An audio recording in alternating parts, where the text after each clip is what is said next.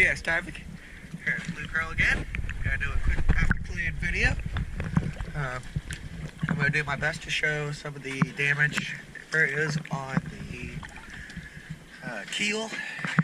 There's a little hole, and then on the starboard side, I'm going to show the blistering in the paint, and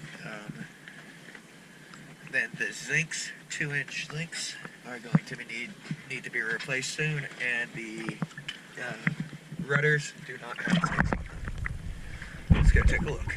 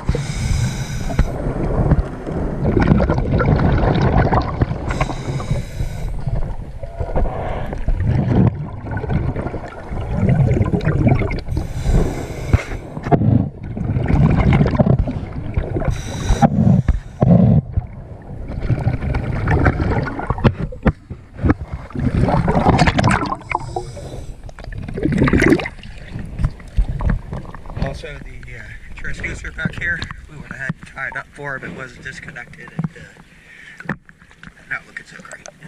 Yeah, Stavik.